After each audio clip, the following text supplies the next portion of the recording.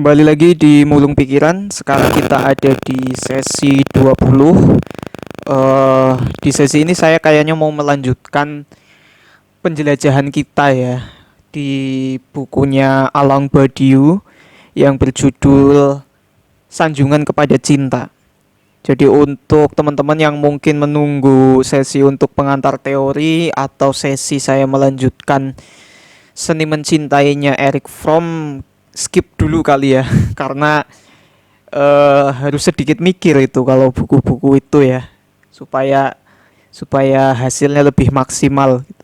Kalau untuk yang Alang Badiou ini kebetulan materinya sudah ada dan sudah ada PowerPoint-nya juga, jadi tinggal disampaikan saja. Nah, kemarin kita atau di sesi sebelumnya kita sudah membicarakan tema ya atau topik mengenai apa itu cinta, kemudian bagaimana cinta seharusnya seperti dalam anjurannya Alang Badiou, dan bagaimana atau mengapa cinta itu perlu dinyatakan atau pernyataan dalam cinta itu menjadi hal yang penting ya. Karena dalam sebuah pernyataan itu seyogianya atau pada hakikatnya menurut Badiou itu adalah satu komitmen ya, satu janji minimal terhadap diri sendiri untuk dapat mencintai dengan paripurna lah, dengan ideal sesuai dengan paparannya Badiou ya tentang cinta sebagai konstruksi yang bertahan lama. Oke, untuk sesi kali ini kita ada dua pembahasan yang tidak begitu panjang. Kita akan membahas yang pertama mengenai kesetiaan ya, apa yang dimaksud setia. Dan yang terakhir adalah apa yang patut kita hindari dalam cinta menurut Alang Badiou. Baik, kita mulai dari topik tentang kesetiaan. Jadi apa sih yang dimaksud dengan kesetiaan? Ya mungkin kita sering ya mendengar istilah setia, kesetiaan, atau orang-orang di sekeliling kita yang meminta pasangannya untuk setia atau berusaha untuk setia. Sedangkan setia itu sendiri apa sih? Apakah sekedar bertahan dalam satu jenis hubungan tertentu atau melampaui itu gitu? Oke, kita mulai dari premis yang pertama menurut Badiou, menunjukkan bahwa aku mencintaimu adalah komitmen untuk membangun sesuatu yang akan bertahan lama. Artinya ketika kita memilih untuk menempuh jalan cinta atau memilih untuk mencintai seseorang, pada saat yang sama sebenarnya kita harus memulai atau berupaya atau berusaha semaksimal mungkin untuk membangun sesuatu yang dimaksud itu bisa hubungan, bisa konsistensi rasa ya, yang sebelumnya mungkin sudah pernah saya ulas di sesi sebelumnya tentang Badiou juga, yang bertahan lama. Jadi ini bukan, kalau ini sebuah pernyataan ya, pernyataan aku mencintaimu, ini bukan hanya pernyataan manis ya, gombal. Gombal itu kemarin saya udah kasih pendapat saya ya, gombal tuh tuduhan. Gombal itu tuduhan. Jadi dalam kalimat aku mencintaimu atau dalam keputusan kita untuk mencintai seseorang, ya kita memang harus setia pada akhirnya. Bukan pada akhirnya, itu semacam apa ya, konsekuensi atau sesuatu yang harus kita lakukan. Nah, pernyataan aku mencintaimu terdengar tidak cukup bermakna atau tidak, ya sering kita dengar karena dia sudah jadi sesuatu yang sifatnya populer ya, sudah jadi konsumsi publik yang seolah-olah itu enteng saja diucapkan gitu. Padahal dalam paparannya Badiou di sini, ketika kita mengatakan bahwa aku mencintaimu, itu seharusnya pada saat yang sama kita berupaya menjaga rasa itu. Nah, ini nanti akan timbul pertanyaan ya, yang dimaksud menjaga itu apakah sekedar memastikan bahwa dia adalah pasangan saya atau kita masih berada dalam satu jenis hubungan tertentu. Tentu teman-teman bisa mengimajinasikannya sendiri ya, entah ini hubungan pertemanan, persahabatan, pacaran, pernikahan dan lain sebagainya. Tapi pada intinya adalah dalam dalam kalau kita mau sebut itu hubungan, maka yang dimaksud Badiou ini adalah melampaui sekedar fakta bahwa saya masih berada dalam satu hubungan dengan Anda gitu. Bahwa fakta aku masih pacar kamu, atau aku masih sahabat kamu, atau aku masih teman kamu gitu. Ini menurut saya tafsirkan melampaui sekedar itu, karena kembali lagi di sesi sebelumnya ya, bahwa salah satu ekspresi cinta ya, atau interpretasi cinta yang dibaca oleh Badiou adalah interpretasi kontrak ya, interpretasi legal formal ya, saya lupa itu istilahnya apa, interpretasi komersial legalistik tadi ya. Jadi kalau kita memahami setia atau mendefinisikan setia sekedar memastikan bahwa kita masih berada dalam satu hubungan tertentu, itu artinya kita berhenti pada interpretasi komersial legalistik gitu loh. Kalau saya menafsirkannya begitu. Jadi kita seolah-olah hanya memastikan bahwa di hadapan publik saya masih pacar Anda, di hadapan orang-orang saya masih teman Anda, di hadapan keluarga saya masih suami atau istri Anda. Persoalan apakah rasa itu masih ada atau tidak, itu tidak dihiraukan ya oleh interpretasi komersial legalistik. Padahal itu yang lebih esensial ketimbang fakta bahwa saya masih berada dalam jenis hubungan tertentu. Jadi membangun sesuatu yang akan bertahan lama menurut saya artinya adalah menjaga konsistensi rasa minimal dalam diri kita tentang dirinya gitu ya. Kalau kita merasa punya hasrat, gairah tertentu atau energi apapun itu, ya kita pastikan energi itu tetap berapi-api, tetap sama, bahwa saya tidak punya ketertarikan dengan orang lain. Ya saya tetap mencintai Anda gitu loh. Jadi ini nggak sekedar fakta di luar ya, di kulit gitu, tapi innernya juga berkata hal yang sama. Nah, sering kita melihat mungkin ya beberapa kasus-kasus seperti ya faktanya masih menjadi kekasih, faktanya masih menjadi suami istri gitu, tapi rasanya sudah hilang. Atau sebenarnya bukan hilang ya, tapi salah satu di antara, kalau bagi saya salah satu di antara dua orang ini ya menyerah gitu loh, menyerah untuk tidak membangun sesuatu yang bertahan lama itu atau menjaga konsistensi rasa itu, sehingga dia hilang. Jadi hilang tuh bukan, atau runtuh atau hilang itu bukan sesuatu yang tiba-tiba, tapi pasti salah satu di antara mereka itu menyerah, sebenarnya menyerah untuk menjaga itu. Ya kalau ini sebuah jenis relasi yang dibangun oleh dua orang, maka ya sama-sama saling menjaga, minimal menjaga perasaan kita masing-masing ya. Karena kalau mungkin ada kalimat-kalimat pernyataan yang menyatakan bahwa aku seperti ini menjaga perasaanmu, itu bagi saya paradoks. Artinya gini, kita tidak akan pernah tahu apa yang seseorang rasakan tentang diri kita atau apa yang orang pikirkan tentang diri kita. Satu-satunya hal yang bisa kita kendalikan adalah diri kita sendiri. Nah, tentang kesetiaan juga satu-satunya yang bisa kita kendalikan adalah diri kita yang berupaya untuk tetap setia gitu loh. Tentu harapannya adalah partner kita juga memilih jalan yang sama. Tapi fakta bahwa partner kita mungkin menyerah itu sudah di luar kehendak kita. Artinya ya pastikan dulu sebelum kita memastikan orang lain, ya pastikan dulu bahwa kesetiaan itu ya dimulai dari diri kita tanpa berharap feedback gitu. Ya tentu ini sulit, cuma ya kalau tidak sulit ya tentu bukan cinta ya. Itu mungkin tadi ya interpretasi komersial legalistik ya, atau transaksional relationship atau apapun itu gitu.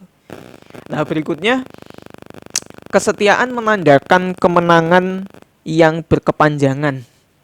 Pertemuan acak yang dikalahkan melalui pertemuan dari hari demi hari yang akan bertahan.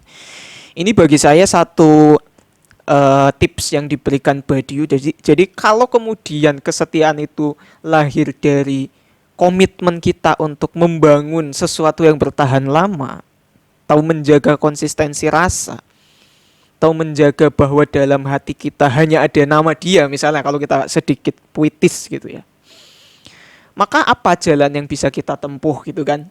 Nah, di sini pentingnya sebuah pertemuan, ya, termasuk pernyataan sebenarnya kalau kita sudah bedah kemarin ya di sesi sebelumnya.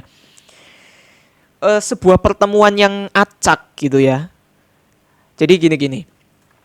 Pertemuan acak dengan pertemuan yang ditempuh step by step itu menurut Badiou yang saya tafsirkan itu tentu punya konsekuensi kualitas cinta yang berbeda. Jadi kalau kita pernah dengar istilah cinta pada pandangan pertama, itu bagi saya sebenarnya belum sampai titik cinta.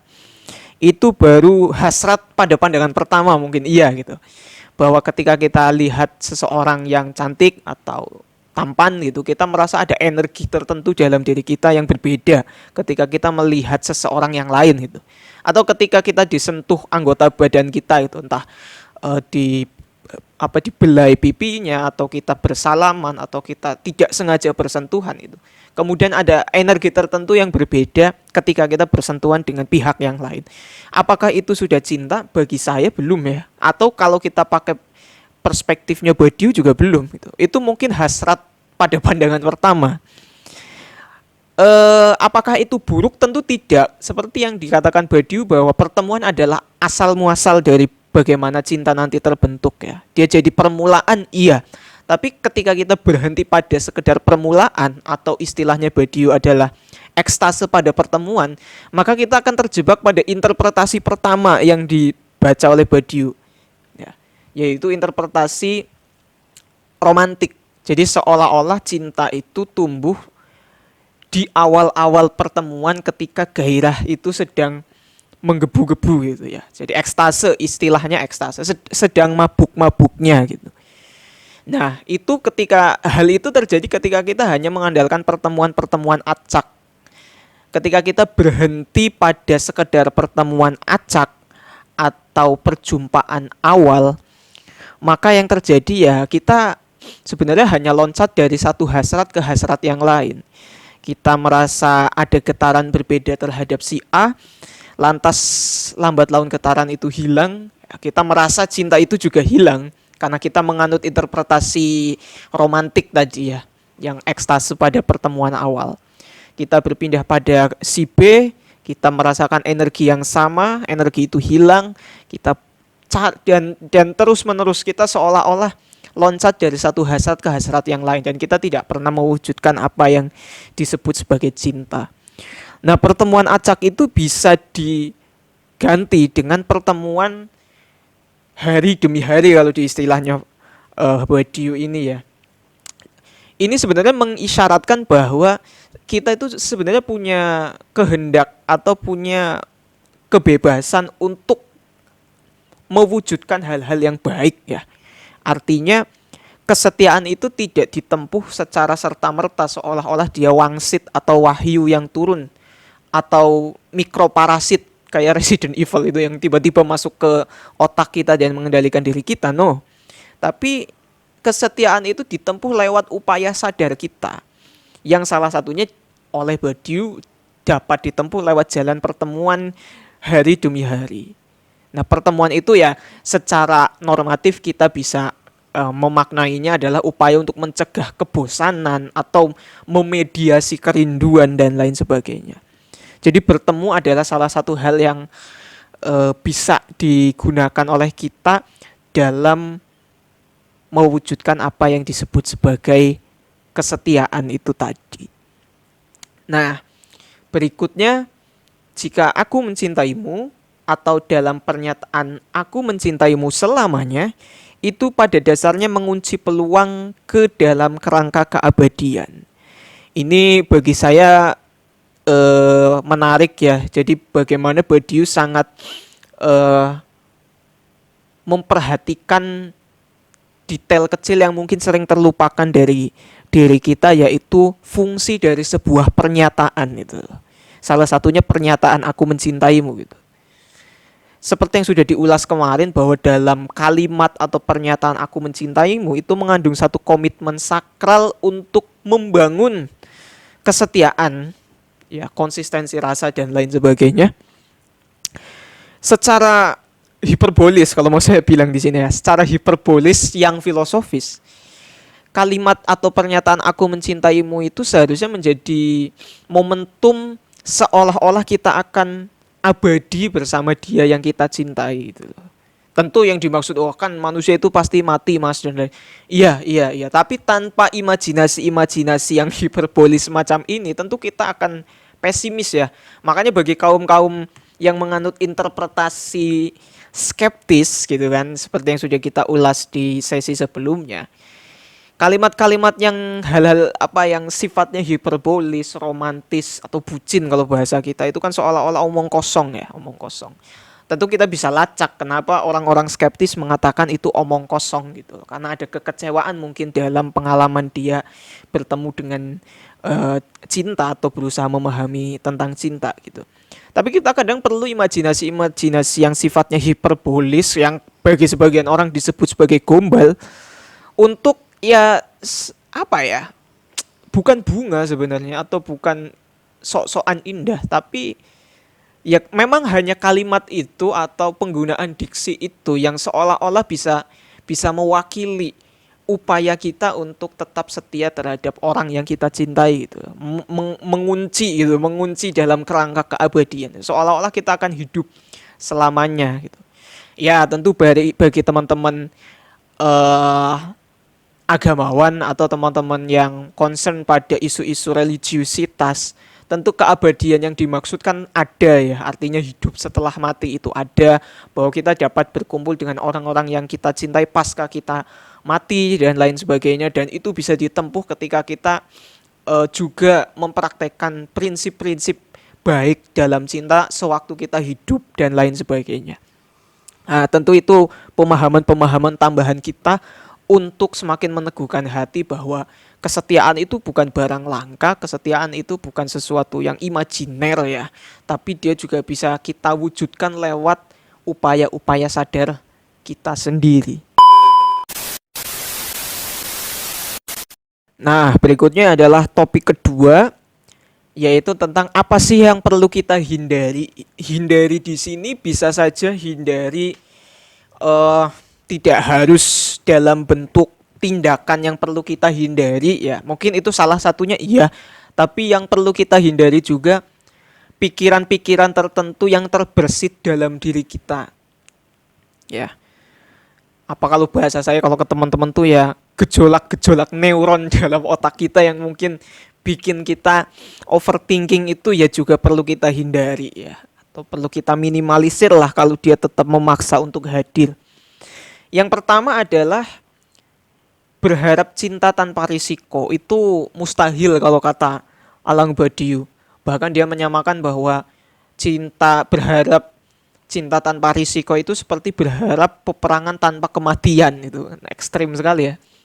Tapi saya bisa memaknainya semacam ini. Artinya sebenarnya tidak hanya cinta ya. Topik-topik yang lainnya juga mengandung risiko gitu. Apalagi di era postmodern kalau kata Anthony Giddens. Tapi ini kalau ini nyambungin aja bang, gak ada hubungannya sama Anthony Giddens. Artinya segala macam tindakan kita itu selalu punya efek, selalu punya konsekuensi, termasuk juga cinta. Nah sebenarnya konteksnya kenapa Badiou mengatakan cinta tanpa risiko ini adalah sesuatu yang perlu dihindari adalah dia mengkritik ya di bab 1 di bukunya ini, di wawancaranya ini tentang banyaknya platform-platform apa ya, kalau biro-biro jodoh gitu loh, biro-biro jodoh gitu. Karena biro jodoh itu kalau kata Alang Badiou itu seolah-olah dia mau memastikan bahwa cinta itu bisa kamu dapatkan secara efisien dan efektif. Itu modern banget ya, prinsip modern. Cinta bisa kamu dapatkan secara efisien dan efektif dan hasilnya pasti akan sesuai dengan kehendak kamu. Pasti itu. Tidak akan ada keruwetan-keruwetan yang dialami orang-orang yang tidak menggunakan biro jodoh ya, seperti dia ditolak berkali-kali atau dia dimaki-maki atau dia di apa gitu kan. Kesulitan-kesulitan yang dihadapi orang-orang gitu. Seolah-olah biro jodoh mau mengatasi permasalahan itu. Seolah-olah biro jodoh itu ya saya nggak tahu ada aplikasi-aplikasi tertentu ya yang tiba-tiba mempertemukan kita dengan orang asing, kemudian kita dianggap cocok dengan dia. Bagaimana dengan biro ta'aruf misalnya dan lain sebagainya. Sebenarnya pada prinsipnya sama ya, cara bekerjanya sama. Lantas apakah biro jodoh kemudian sesuatu yang harus kita hindari? Sebenarnya nggak sengambek itu ya kita menyikapinya. Boleh kita menggunakan pihak-pihak tertentu untuk memudahkan kita dalam dalam menjemput cinta gitu ya. Tapi bagi Badiu, kita itu harus sadar bahwa hidup itu tidak mulus-mulus terus ya. Selalu ada risiko termasuk dalam cinta, termasuk juga dengan biro jodoh itu. Karena kita tidak pernah tahu siapa yang akan direkomendasikan oleh biro jodoh itu kepada kita. Ya kita sangat-sangat awam terhadap orang yang tiba-tiba kita yang dijodohkan kepada kita itu gitu kan, dalam konteks kasus biro jodoh. Di situ tentu timbul ketidakcocokan yang mungkin baru terasa dalam beberapa waktu. Kita tidak tahu latar belakang keluarganya, kita tidak tahu bagaimana dia bersikap dan lain sebagainya. Ya hal itu juga dijumpai oleh mungkin kita yang suka sama teman kita sendiri yang sudah kenal lama, atau kita suka sama tetangga kita sendiri. Selalu ada risiko lah. Risiko ya, kalau risiko normatifnya ya yang kalau remaja-remaja itu ya kayak ditolak atau kita berteman saja gitu kan. Ya risiko yang dimaksud adalah ketidaknyamanan yang mungkin kita rasakan dalam upaya kita mewujudkan kesetiaan, dalam upaya kita menjemput cinta dan lain sebagainya. Problem-problem tentang ketidaksempurnaan itu sebenarnya niscaya. Jadi kita tidak mungkin memperoleh atau mencintai seseorang yang sangat sempurna. Justru cinta itu kan yang mengisi celah-celah ruang-ruang ketidaksempurnaan partner kita. Cinta itu yang memediasi kita untuk tetap berada setia di sampingnya gitu. Makanya kalau cinta menuntut kesempurnaan itu juga kontradiktif ya, paradoks gitu loh. Kalau kata Fahrudin Faiz itu, kenapa kita mencintai ya karena kita berusaha mencari yang lebih baik dari kita. Karena kita tahu bahwa diri kita itu tidak sempurna, sehingga kita butuh yang lain untuk, kalau istilah permainan puzzle ya, melengkapi kepingan-kepingan yang sudah ada dalam diri kita. Nah, kepingan-kepingan itu ya berasal dari orang lain yang kita temui, yang semakin menyempurnakan diri kita. Jadi itu spirit yang dimaksud Badiu tentang cinta tanpa risiko. Jadi sangat amat mungkin kita mengalami ketidaknyamanan, menjumpai fakta bahwa kekasih kita tidak cukup sempurna untuk kita. Tapi bukankah itu challenge-nya ya? Bukankah itu bagian dari risiko ya? Bukankah itu justru yang harus kita terima, bahwa partner kekasih kita itu memang tidak sempurna, sebagaimana juga kita yang tidak sempurna. Kalau kata filsuf Cina itu namanya Lao Tzu, kesempurnaan adalah kesediaan kita untuk tidak sempurna. Kalau kita menerima ketidaksempurnaan kita dan juga ketidaksempurnaan orang lain, itu justru hal yang sempurna. Jadi kesempurnaan adalah kesediaan untuk tidak sempurna. Nah, yang kedua, menganggap cinta tidak lebih dari hasrat, apalagi hasrat seksual. Ya, seperti yang sudah dijelaskan di sesi sebelumnya tentang interpretasi romantik, biro jodoh ya konteksnya Badiu itu juga yang ditawarkan kan yang paling terlihat adalah karakteristik fisik. Dan kalau sudah fisik maka hubungannya dengan hasrat. Nggak langsung komitmen gitu. Komitmen itu berjalan ketika hasrat sudah hadir. Jadi hasrat itu apakah kalau kemudian menganggap cinta tidak lebih dari hasrat, itu bukan berarti meninggalkan hasrat. Tentu kita butuh hasrat. Bagaimana mungkin kita manusia tidak butuh hasrat? Kita butuh seseorang yang kita anggap cantik, yang kita anggap tampan, yang kita anggap indah. Tentu perlu. Dalam penjelasan tertentu, tentu kita butuh seseorang yang memenuhi hasrat seksual kita. Iya, gitu kan. Karena itu memang sudah fitrahnya manusia dianugerahi hasrat nafsu gitu. Tapi jangan berhenti di situ.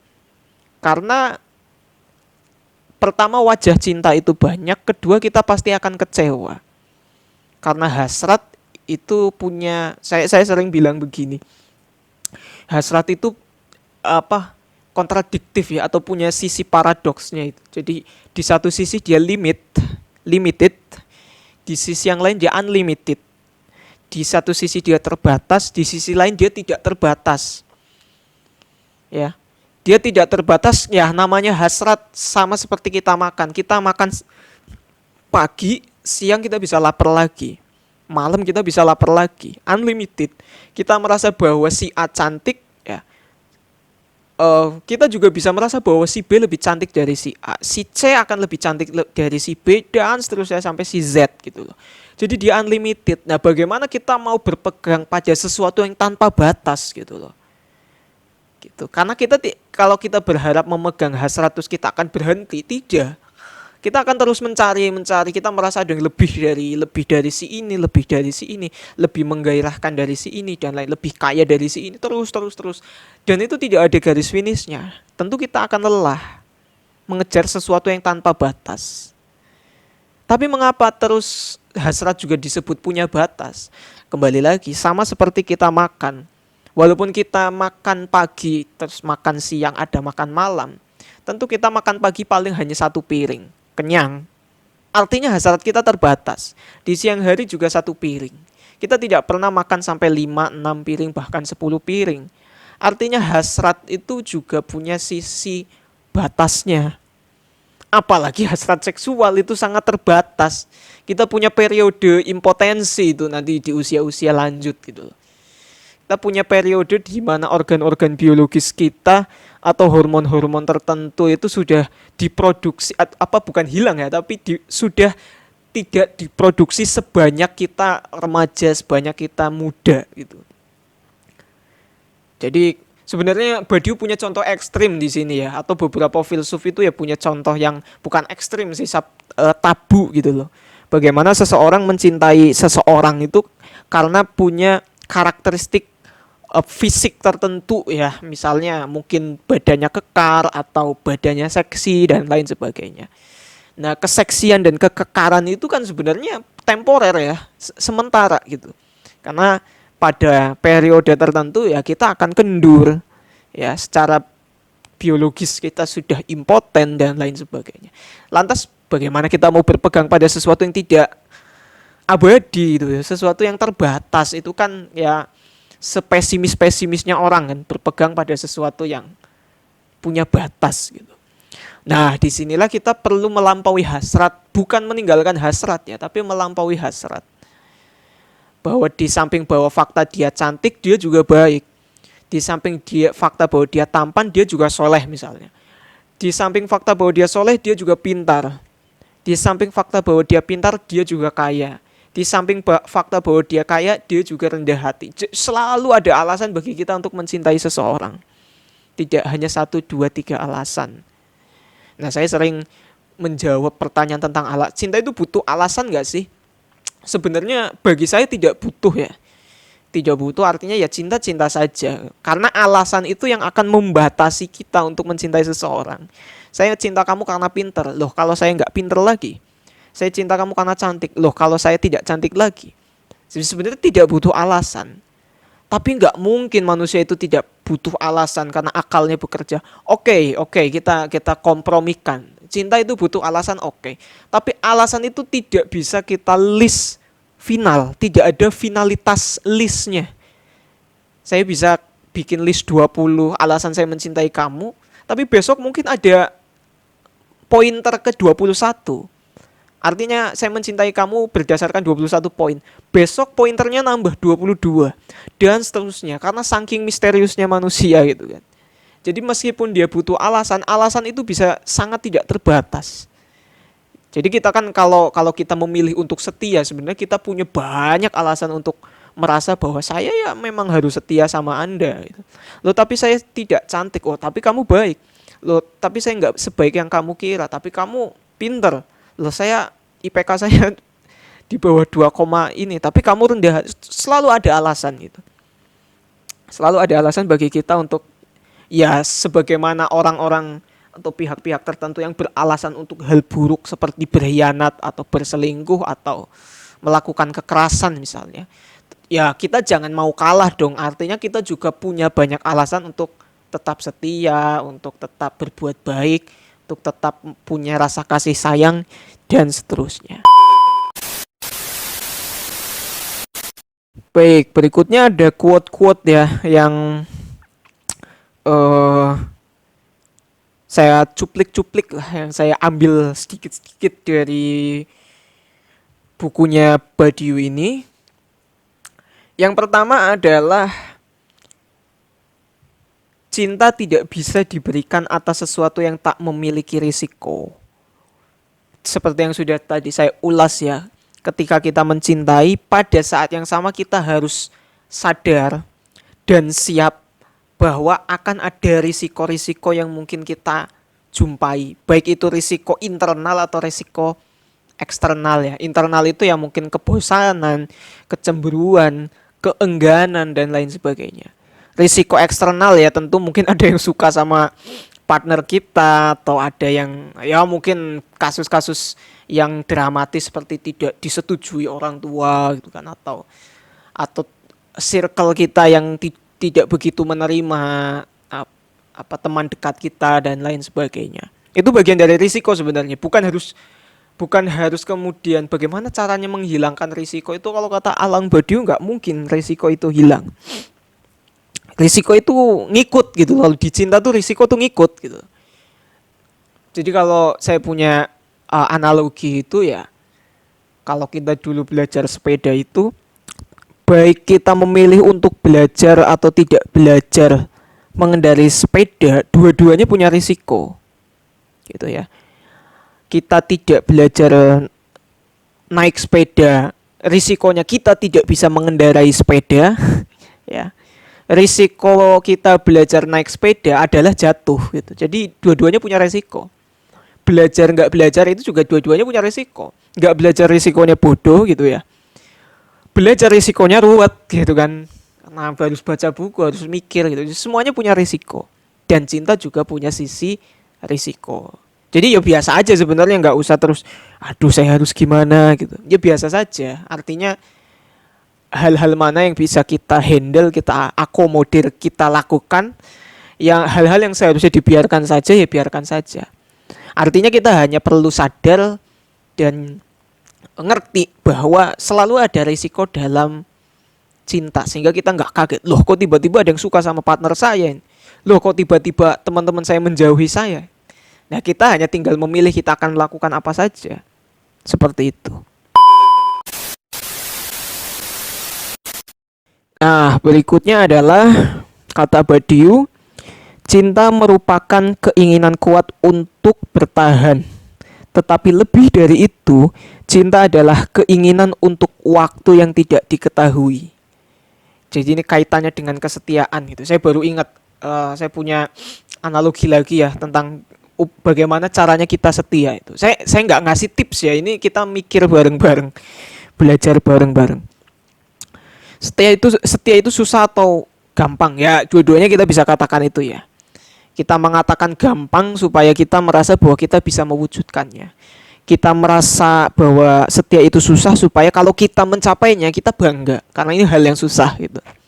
Jadi dua-duanya ya baiklah, menganggap setia itu gampang ya baik, menganggap setia itu susah ya baik. Saya mau yang gampang dulu karena yang susah tadi udah dijelasin. Gimana caranya setia? Kalau setia itu adalah perbuatan baik, ya seharusnya itu bukan hal yang asing buat diri kita. Sama seperti kita naik kendaraan umum, ya. Sama seperti kita naik kendaraan umum, kita lihat ada dompet nongol gitu, misalnya di saku celana penumpang yang lain. Situasi sangat kondusif untuk kita nyopet gitu ya, untuk kita nyopet. Nyomot dompet itu gampang banget misalnya dalam situasi itu. Tidak ada orang yang tahu. Kita ngambil itu, kita tahu, kita sudah menghitung nih sebagai copet profesional misalnya. Kalau kita ngambil, saya akan langsung keluar dari bis karena pas di halte dan lain sebagainya, nggak akan ada yang tahu, dan saya pastikan isinya ini banyak gitu kan. Kita tahu secara hitung-hitungan rasional kita tahu bahwa kita bisa ngambil si dompet itu. Tapi kenapa kita tiap kali menjumpai kasus-kasus semacam itu atau kita berjumpa dengan dompet-dompet nongol itu, kita tidak nyomot si dompet itu. Kita punya kesempatan untuk ngambil flash disk teman kita misalnya. Kita punya kesempatan untuk ngambil uang teman kita yang ada di meja. Tapi kenapa kita tidak melakukan itu padahal situasinya mendukung itu? Karena kita tahu bahwa itu hal buruk, itu saja. Belum perkara seperti apakah kita nanti digebukin, dimasukin penjara nanti. Tapi kesadaran kita di awal kenapa kita tidak melakukan itu kan karena kita tahu itu adalah perbuatan buruk. Nah, setia juga begitu. Jadi kita punya kesempatan, ruang, waktu, situasi, kondisi untuk berkhianat. Kita punya situasi, ruang, waktu yang pas untuk melakukan kekerasan misalnya. Tapi kenapa kita tidak melakukan itu? Karena kita tahu itu perbuatan buruk. Kita tahu bahwa setia itu baik. Dan kita melakukan itu. Dan itu bukan hal yang baru dalam sejarah umat manusia tentang moralitas baik buruk. Kita udah dibekali sama nenek moyang kita itu tentang apa yang baik, apa yang buruk gitu kan. Tapi setia itu kadang dibodohin, Mas. Kadang itu risiko. Nah, kata Badi itu risiko gitu. Tapi fakta bahwa kamu setia itu tetap perbuatan baik. Fakta bahwa kamu tidak berkhianat itu juga perbuatan baik. Tapi kalau ada fakta yang lain bahwa kamu dipermainkan, itu risiko. Gitu. Itu tidak akan menodai upayamu atau upaya kita yang berusaha mewujudkan kesetiaan. Semacam itu. Nah, di sini menarik sebenarnya ya. Kalau cinta yang dimaksud adalah komitmen untuk bertahan, kata Badiou dengan cukup hiperbolis, ini bertahan untuk waktu yang tidak diketahui. Ya, gampangannya ya bertahan untuk selamanya lah itu kan kalau kata lagu dangdut itu ada yang mengatakan bahwa lebih dari selamanya. Jadi kalau selamanya nggak cukup ya lebih dari selamanya deh gitu. Kalau setia yang dimaksud setia selamanya itu bagi kamu nggak cukup, oke lebih dari selamanya. Jadi kalau kata Badiou, kalau setia itu sampai kapan? Setia itu sampai waktu yang nggak kamu ketahui. Ya kalau selamanya itu kadang disebut sebagai masih diketahui ya. Selamanya itu mungkin selama kita hidup atau pokoknya selama mungkin gitu. Tapi ini lebih radikal ya, lebih mendalam dari sekedar selamanya itu adalah untuk waktu yang tidak diketahui. Kamu setia sampai kapan? Nggak tahu, sampai waktu yang nggak saya ketahui. Ya ini bisa buat bahan-bahan bukan gombal itu, tapi menyatakan cinta kepada partner kita ataupun partner kita. Oke, yang terakhir ini ada semacam pengakuan dari Alang Badiou ya. Saya hanya sekali menyerah pada cinta. Kemudian secara bertahap saya sadar bahwa langkah ini merupakan kesalahan. Selanjutnya saya tidak pernah meninggalkan cinta. Saya merasa sangat yakin dengan kenyataan bahwa yang saya cintai selalu saya cintai. Apa makna yang bisa kita ambil di sini dalam quote-nya Badiou ini adalah bahwa menyerah pada cinta itu bukan terus putus gitu, jangan sesederhana itu ya maksudnya. Mungkin kita punya kekecewaan, kebingungan. Kok ya saya sudah setia tapi saya dikhianati. Kok ya saya sudah baik kok dijahati gitu loh. Kok ya saya sudah mewujudkan prinsip-prinsip cinta kok ya saya nggak dapat pacar misalnya gitu ya. Lo jangan menyerah gitu loh. Bahwa cinta itu kan hal yang baik. Sebagaimana hal baik, kalau kita yakin itu kebaikan, maka kita akan tetap tercatat sebagai orang baik yang mempraktikkan kebaikan. Wah, bingung ya. Artinya kalau teman-teman sudah mewujudkan hal-hal atau praktik atau ekspresi-ekspresi yang berkaitan dengan cinta, meskipun tidak dapat feedback, ya, yakinlah bahwa itu tetap perbuatan baik. Tetap tercatat sebagai perbuatan baik. Dan yang teman-teman cintai harus teman-teman yakini bahwa dia akan selalu teman-teman tetap cintai gitu ya. Kalau itu partner, kalau itu sahabat, keluarga dan lain sebagainya. Jangan menyerah hanya karena teman, sahabat, pacar atau keluarga kita tuh ya bikin kita resah misalnya. Jangan menyerah hanya karena dia bikin kita sumpek misalnya. Itu kan temporer ya. Mungkin dia lagi unmood, mungkin dia lagi banyak tugas, mungkin bapak ibu kita sedang banyak pekerjaan gitu kan. Jangan menyerah. Jangan menyerah dalam arti hanya karena sumpek sekali, dua kali terus kita merasa tidak mau lagi mencintai orang-orang itu. Gitu loh. Kita harus memastikan dan kita harus tetap yakin bahwa orang yang kita cintai akan selalu kita cintai dengan upaya-upaya yang sudah dijabarkan, ditawarkan oleh Badiou. Nah di sini Badiou bilang kan dia hanya sekali menyerah pada cinta. Nah setelahnya dia tidak mau lagi menyerah. Dia akan selalu memastikan bahwa orang yang dia cintai akan tetap dia cintai. Baik teman-teman, mungkin itu saja untuk mulung pikiran sesi 20. Saya cukup antusias sebenarnya menyampaikan materi, atau ya bukan materi ya, sebenarnya menemani teman-teman untuk memulung hal-hal penting, hal-hal menarik dalam wawancara yang dibukukan dan diterbitkan oleh penerbit Sirkai tentang gagasannya Alang Badiou yang berjudul Sanjungan Kepada Cinta.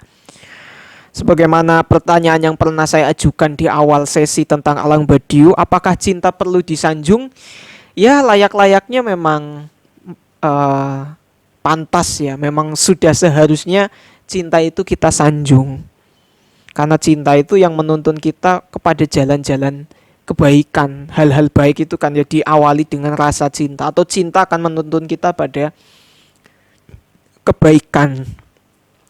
Adapun hal-hal buruk yang menyertai kita ketika kita berusaha mewujudkan cinta, yaitu sekedar anomali saja, musiman lah, temporer. Kalau istilahnya Badiou itu ya risiko. Itu risiko saja. Risiko itu tidak menodai, tidak lantas membuat upaya-upaya kita yang sangat serius, sangat sadar, sangat maksimal untuk mewujudkan cinta itu jadi cacat.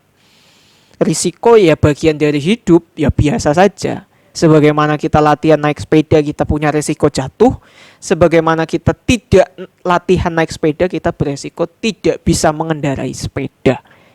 Cinta juga semacam itu, selalu punya risiko. Meninggalkan cinta juga punya risiko, memilih jalan cinta juga ada risikonya. Tapi kita tentu lebih baik memilih hal-hal yang nyata-nyata baik daripada hal-hal yang nyata-nyata buruk, meskipun dua-duanya juga punya risiko. Saya kira itu saja, sampai ketemu lagi di sesi mulung pikiran selanjutnya. Entah kita akan kembali ke pengantar teori-teori sosial, atau kita melanjutkan Seni Mencintai dari Erich Fromm, atau kita mau mulai buku yang baru. Semoga teman-teman tetap setia, istilahnya Badiou. Ya tetap mau ikut belajar bareng saya di sini. Semoga ada manfaatnya. Tentu saya selalu berharap teman-teman membaca bukunya sendiri ya, supaya mendapatkan ya pengalamannya sendiri lah, pengalaman untuk menafsirkan bukunya sendiri. Saya kira itu, sekian, sampai jumpa di sesi berikutnya.